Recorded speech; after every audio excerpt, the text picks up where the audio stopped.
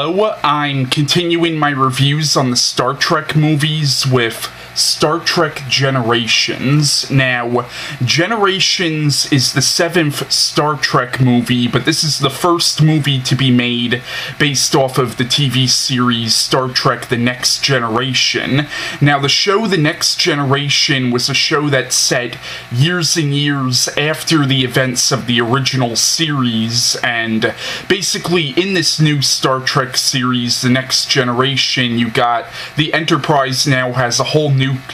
crew, and you got a whole new cast of characters, like, you have Captain Picard, you have a character named Data, who is a cyborg, you even have a Klingon named Worf, who is a member of the crew, of this new crew of the Enterprise. Now, like I said, Generations is the first movie to be made based off of the show The Next Generation, only this one actually does cross over The Next Generation with the original series, and they do it in a way that I actually do kind of like, but this one is definitely a very mixed bag for me, and I know this one gets a lot of mixed reviews from a lot of people, but,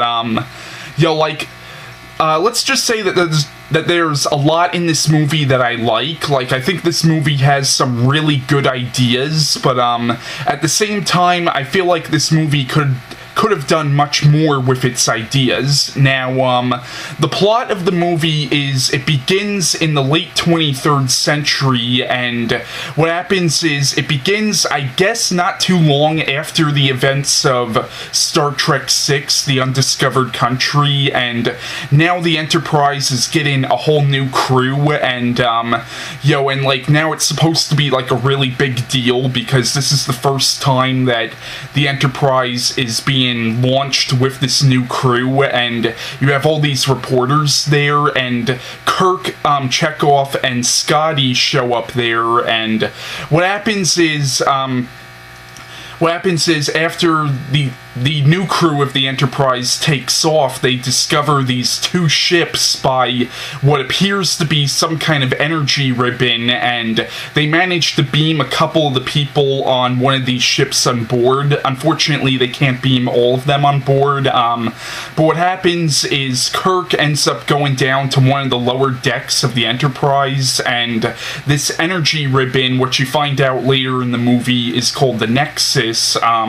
it ends up ripping a hole in the Enterprise, and what happens is Scotty, Chekhov, and this new captain of the Enterprise go down there, and it appears that Kirk has been sucked into outer space, and so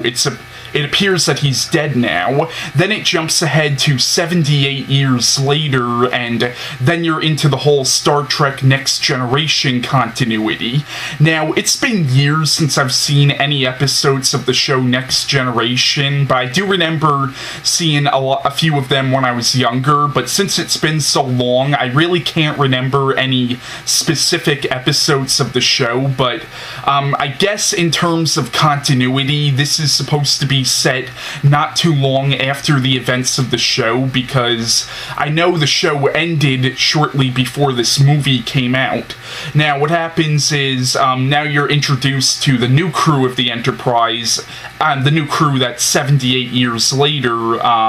You have Captain Picard, Data, and if you're familiar with the show, you're probably already familiar with these characters, but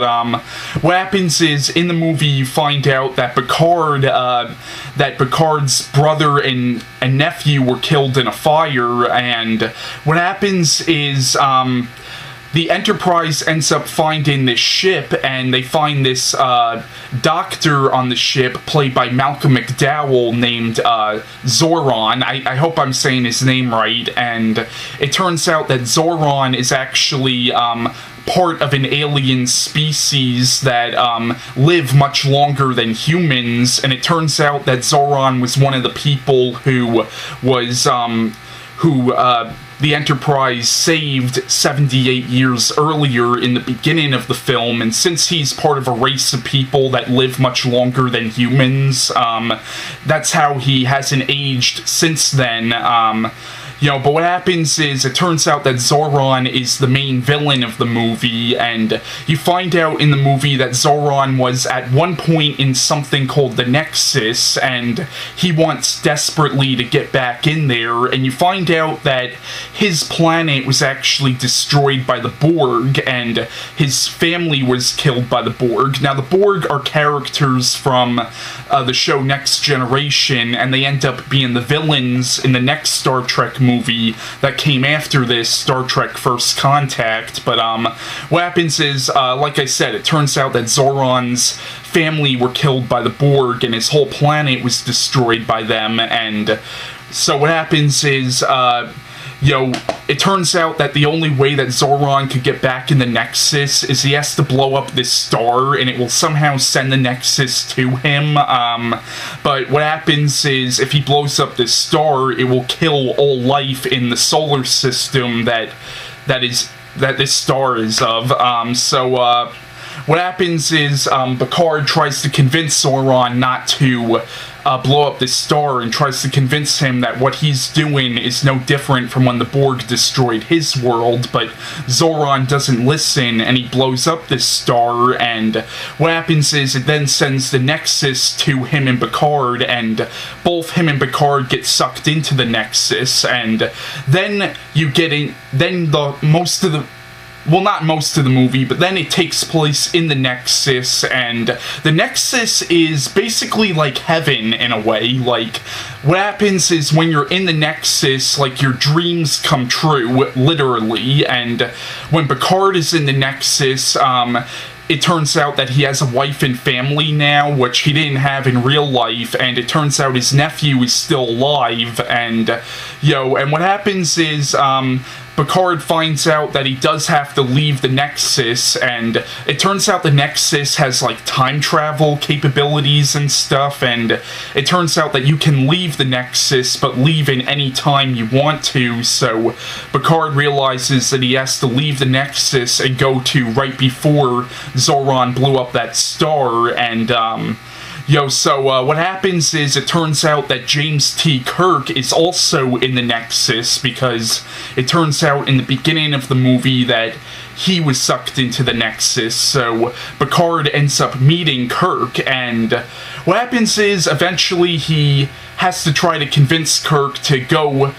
leave the Nexus with him and stop this guy Zoran, and that's the basic plot line of the movie. Now, Star Trek Generations, I like the general idea of the movie. Like, I think the concept of the Nexus is one of the most interesting concepts I've ever seen in a science fiction movie, and the scenes where you see, like, Picard with this, like, family of his in the Nexus, they're actually pretty beautiful scenes, like, actually kind of touching, but at the same time, like, I feel like the movie could have touched more onto it. Like, it could have touched on really into the dark side of the Nexus, because when you think about it, nothing you see in the Nexus is actually real, so really you're living a lie. In my opinion, that's actually kind of dark, and I feel like the movie could have really touched on that, and on how the Nexus really isn't such a good thing. Like, I mentioned how the Nexus is almost like heaven in a way. Like, you could have touched on something like in the movie where it's, where it's really not heaven, it's real, because everything you see in there is a lie, pretty much. They could have touched on things like that, I think, and also when Picard meets Kirk, at first Kirk doesn't believe him that all this shit he's seeing in the Nexus isn't real, but he manages to convince Kirk, and he seems to convince Kirk way too easily. Like, I feel like the movie could have really focused more on how Kirk is, like, trying to deny that everything he's seeing in the Nexus isn't real, and, like,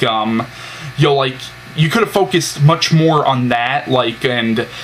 you could have even had, like, some more conflict between Picard and Kirk, Picard, like, trying desperately to convince Kirk that the Nexus isn't real, and, like, and you do see some conflict, but it really isn't that much, and Kirk really doesn't show up till, like, I want to say, like, maybe the last 15 minutes of the movie. Like, it's really the last act of the movie which takes place in the Nexus, and I feel like they could have spent more time in the Nexus and really spent more time with Picard and Kirk, you know, but I do like the idea of crossing over the Next Generation series with the original series, and it is kind of cool seeing Picard and Kirk in the same movie together, but at the same time, they could have done more with that. They could have done more with the whole Nexus concept, and also in the movie, there is a subplot about how the character Data, who is a cyborg, gets a chip that gives him emotions, but he can't control the emotions, and you have kind of like a Pinocchio-esque story going on there, which it was an interesting subplot, but I kind of feel like the whole idea of Data trying to become like a real person, it's handled much better, in my opinion, in the next film, First Contact. Generations, I have mixed feelings on. I think it's an alright movie, but I feel like it could have done more with a lot of the, with a lot of its premises, but, that's just me. I mean, if you like the movie, that's perfectly fine. Me personally, I just feel like it could have done much more with what it had going on there. But yeah, that's my review on Star Trek Generations, the first film of the Star Trek Next Generation films, and bye.